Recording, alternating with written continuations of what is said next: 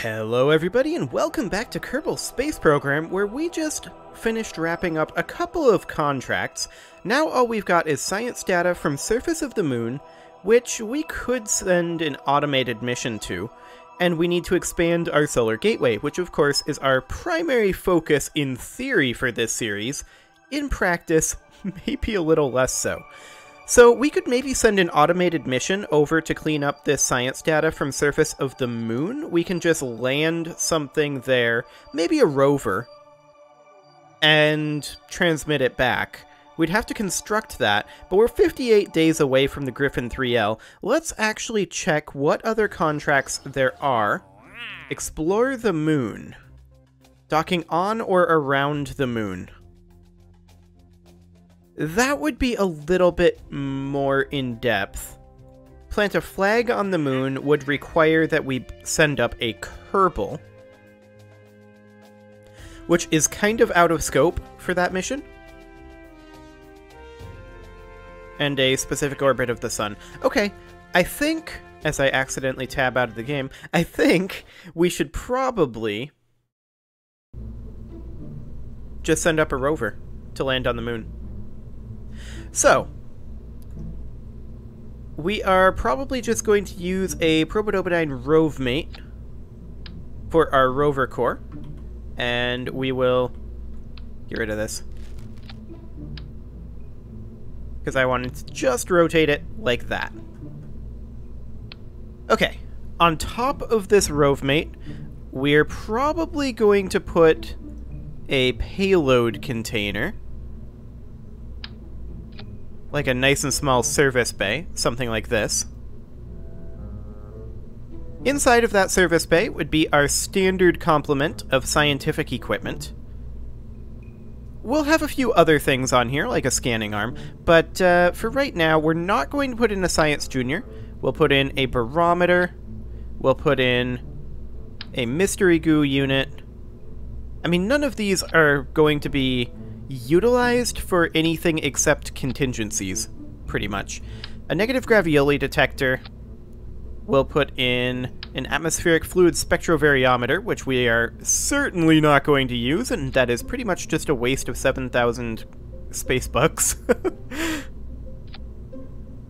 A thermometer.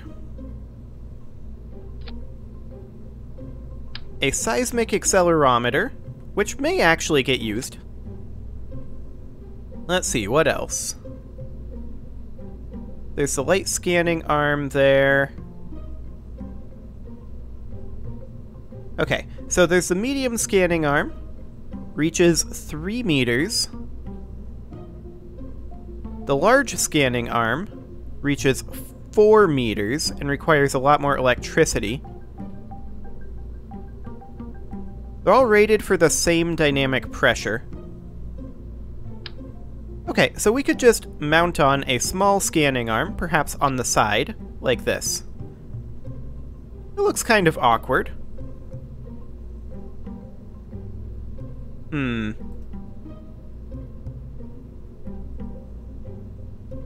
there a smaller service bay that we could use, or should we just attach these directly? Let's check to see. That's way too big.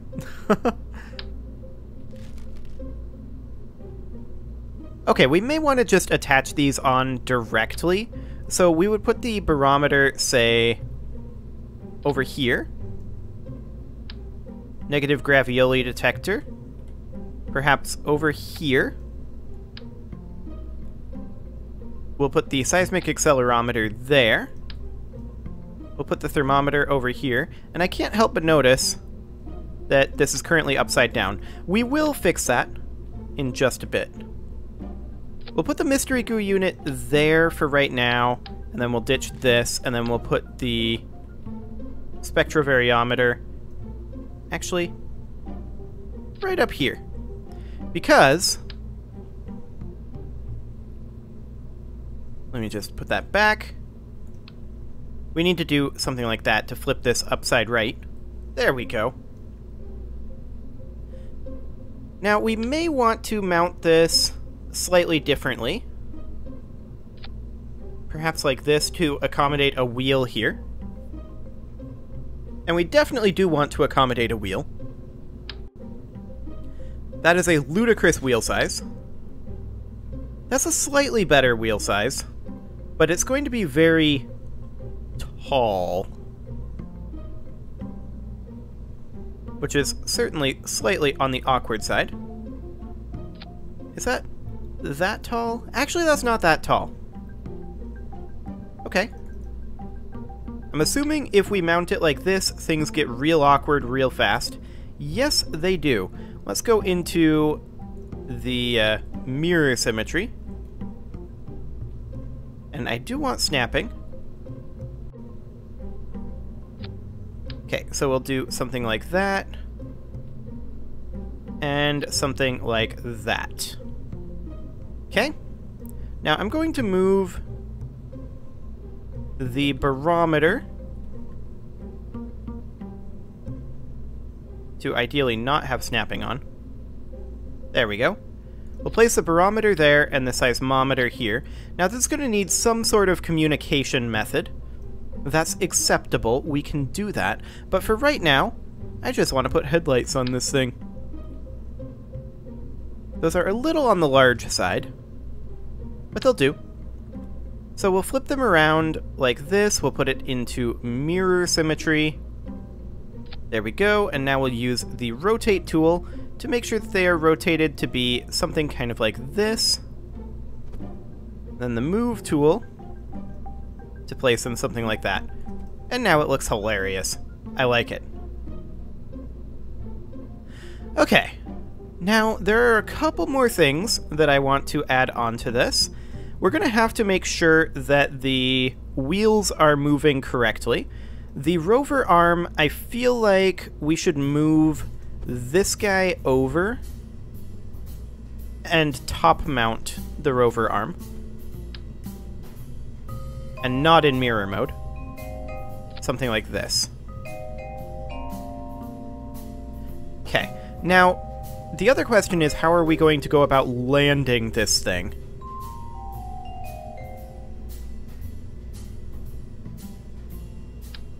Actually, we might want to bottom mount this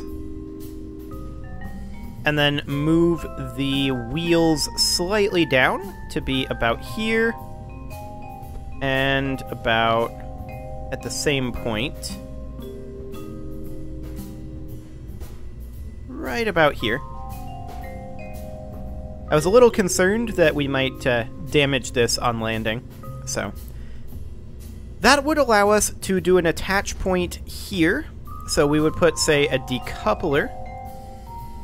And this is very similar to the landing technique that I used for rovers in the Solar System tour a long time ago. So we would put a decoupler here, the smallest decoupler that we have, like a TD6. There we go. Hypothetically, if we put this here,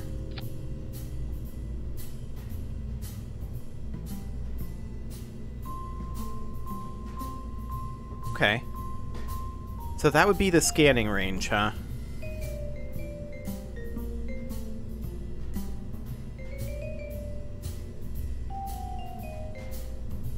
It's slightly awkward. I wonder if this is a physicsless part. I have no idea. So we do something like that, and then I would like to change the mounting on the thermometer to be right up over here, and then we back mount the mystery goo unit, or just don't have a mystery goo unit because it's not rerunnable.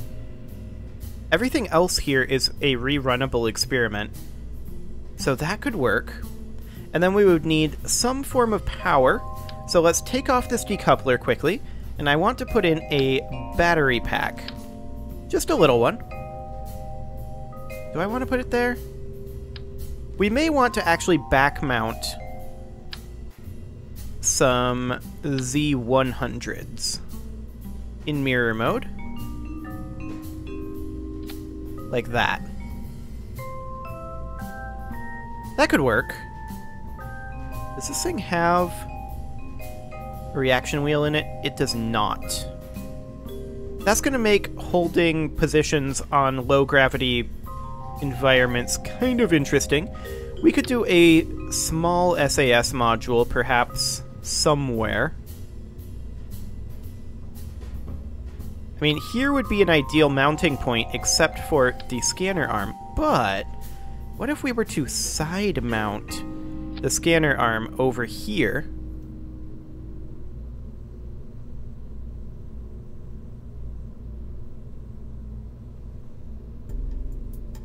I think that's fine. So we side mount the scanner arm. That allows us to put an SAS module here. We will, of course, need power generation. We don't have access to RTGs. I feel like a pair of 3x2s,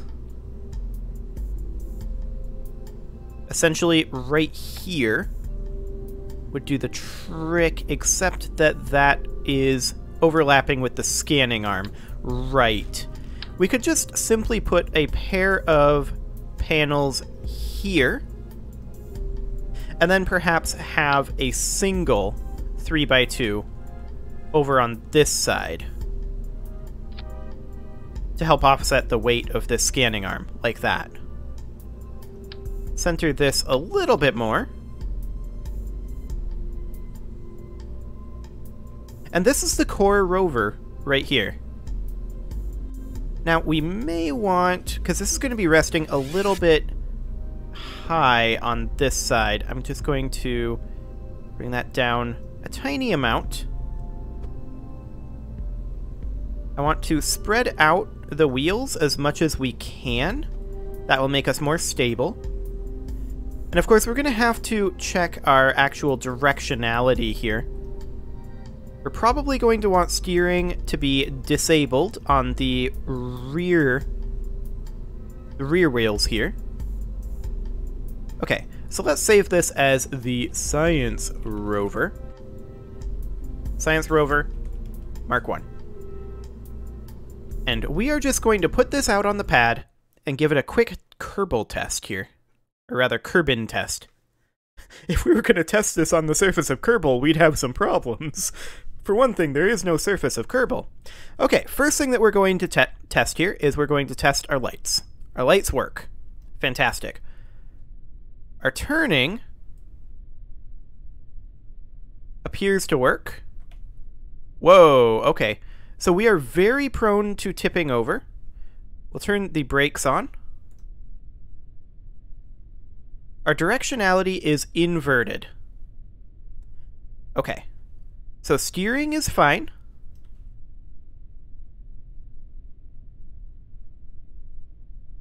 Steering appears to be completely fine, in fact.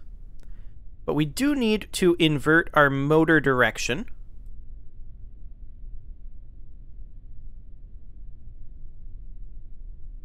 And that's a small problem right there.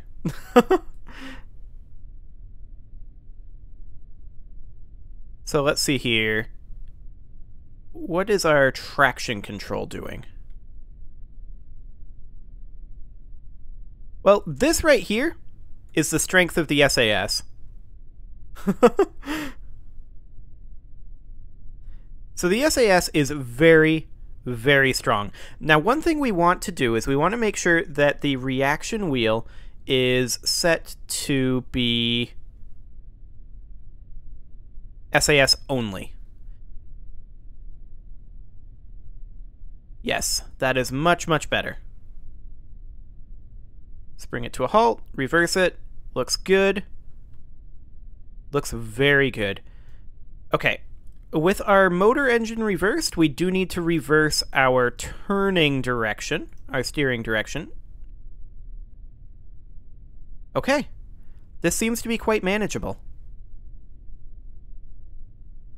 So let's do a couple more tests. We just need to extend this solar panel.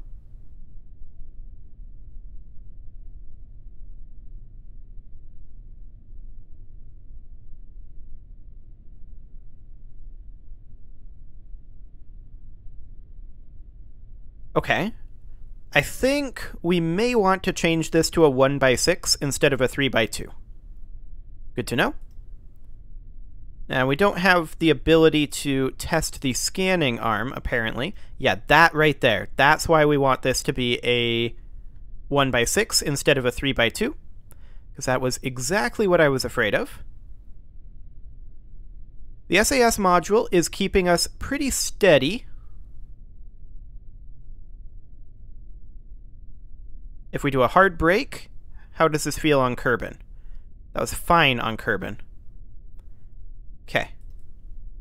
So we definitely have more weight on our front than our back here. So we want to weigh this down a little bit more, and I think the way I'm going to do that is with some extra batteries. So let's just revert this back to vehicle assembly, and we're going to have to make a couple of quick changes. First off, we want to duplicate these batteries and put additional weight in the back. Like that. We want to switch this from being a 3x2 to being a 1x6. About like that. Let's check our center of mass. That's about dead center right there. Okay, that's progress. Now, the next thing that we want to do is we want to make sure that our motor direction is reversed for both of these, and our steering direction is inverted over here. This SAS should be set to SAS only. Okay. Let's take this out and see how it goes.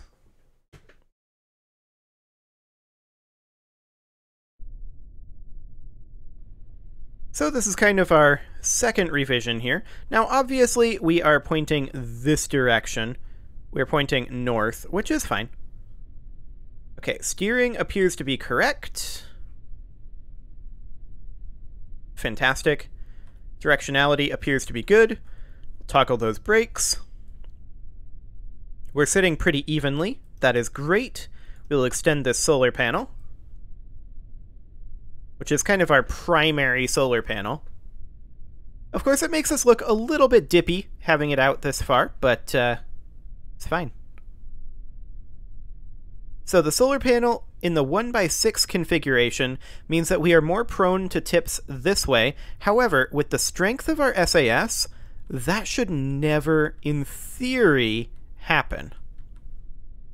Especially if we keep our speed relatively low. Of course, this is a stress test. So we're going to see if we can get some air over here.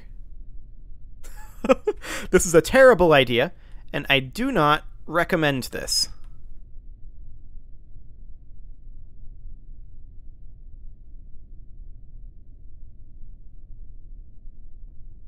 Wow.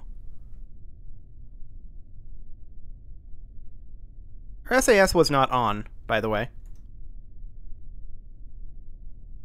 Okay, so with our SAS not being on, we were that stable. That's a really good sign. So let's switch the SAS at this point to pilot only, which should allow us to flip back, toggle the brakes, SAS back to SAS only, and our solar panel is miraculously still intact.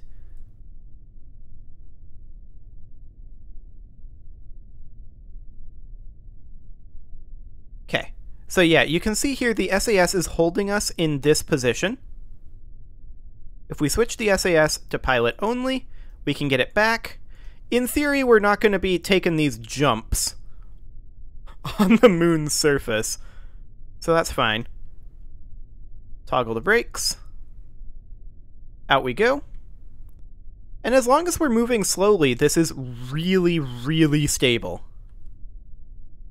When we're doing these crazy maneuvers, things go a little weird, but in theory, we should never be doing these with a device like this. Okay, let's now try out this. Wow. On Kerbal, anyway, that works really well.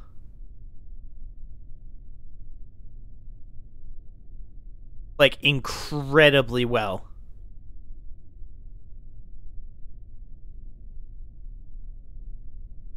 Okay. So that seems to be perfect. So this is probably going to be the design we're gonna go with for right now. We could put on maybe a larger arm. What do those actually end up looking like? So this is a light scanning arm on here right now. The only benefit to the larger scanning arm appears to be a range benefit, which we can move around. So I think the light scanning arm is fine for right now. We don't need the telescope. We don't need a surface scanning module. A communications array is included in the RoveMate. We may lose comms from time to time, but that's what the communication satellites are in theory for. So, the next thing that we need to do is we need to develop the landing solution for this. A T-400 should be more than enough fuel. Like, that is a ludicrous amount of fuel, actually, now that I look at that. That is a ridiculous amount of fuel. A T-200, that's still a lot of fuel. So let's go into mirror mode.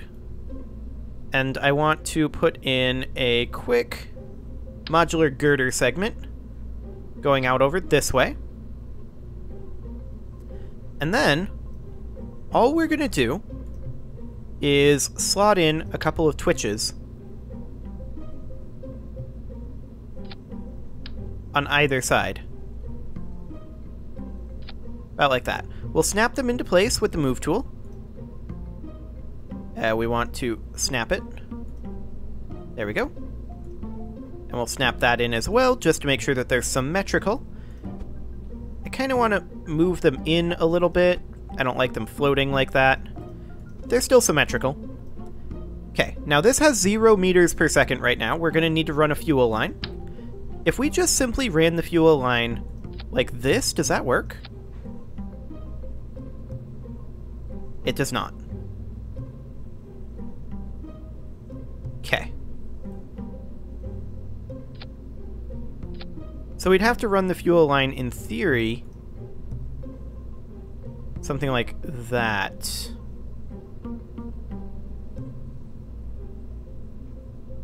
Actually, hang on. We don't need a fuel line at all. This is just regularly flowing. Okay, so we need to check our thrust to weight over the moon here. So, body, the moon, vacuum, 17.28. This is plenty of thrust to weight here. So we have a decoupler right here. That decoupler will drop the entire sky crane, or more specifically, it will cause the sky crane to fly off after we land. We're not going to do a lowering mechanism the way they did on the Curiosity rover. Just something like this should be sufficient. Now, I'm actually going to ditch the spectrovariometer. That will not actually be useful for us, and it's taking up too much space. Like, it only runs when you're in an atmosphere. So, it's going to be pointless to bring it to the moon. And we might drop one of these on a few different planets. So, we are going to need some sort of a structure down here, building us some space. We're going to need a decoupler. The smallest decoupler we've got, right here. The question is, do we put in simply girder segments to build us space? Or do we put in some sort of a maneuvering system? And based on the size of this fuel tank, I think we just build ourselves a little bit of space here. That's too much space. That's approximately the right amount of space, maybe twice that much. Something like that. And that will be to mount it inside of our fairing. And we are going to go for a 2.5 meter fairing? Yeah, we're going to go for a 2.5 meter fairing. So we're going to go something like this. Like that. Okay, so there's our fairing. It's a little on the awkward side, but it'll get the job done. And then, what if we just appended in a default SLS for the actual launching? So we would just attach that right here. In theory, this should work perfectly fine. Now, I kind of want to have this up here oriented the same way as everything else. Like that. So we save this, and this should, in theory, be pretty much ready to launch. Now, one thing I do want to do is I want to actually remove all of this here and make one slight adjustment to the standard SLS. So let's remove that. Let's pop open the SLS via load, because what I want to do is I want to remove this and replace it with this decoupler. Just because I want this to be a wee bit further out. We'll go into radial symmetry. There we go. And I just wanted to build a little bit of space here. We'll just bring this guy right on down. Something kind of like this. Yeah, that'll do fine. And then I do want to adjust these struts, because they're a little on the awkward side, to be something kind of like that. That'll just build us a little bit more space so that we hopefully don't have parts getting taken out there. We still might. We still might. And to that end, I'm actually going to move these way up here. I'm going to move the decoupler up there anyway. We'll connect it in like that. And then we will not do that. We'll use the move tool and bring this straight on down to be about there. And this is slightly awkward. I don't know what these struts think they're connecting to, but we will reconnect those. Something like that. And something like that. So the idea here is that by having these decouple up here, they will push the nose out this way. They're going to push the engine in this way, but we're accelerating this direction. So that should buy us additional time to separate, in theory. So we save that. We reopen the Science Rover Mark 1, which is this guy right here. And there's our Science Rover in its fairing. And we open up the SLS. We merge that in and just attach it right there. Now, we don't actually need this decoupler, so we'll get rid of that because we have a decoupler right here for this stage because we built in the extra distance here.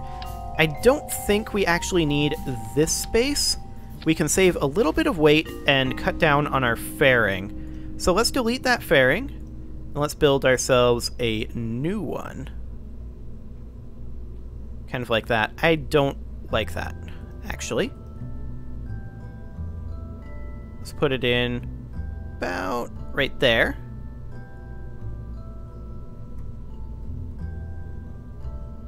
Okay, that's a really awkwardly shaped fairing. But that's the cheapest fairing that we can get. That's not very aerodynamic. I don't know if the base game calculates that. I mean, we could make it a little more conical. Like that. It just adds a little extra weight. Okay, we do need to check this staging.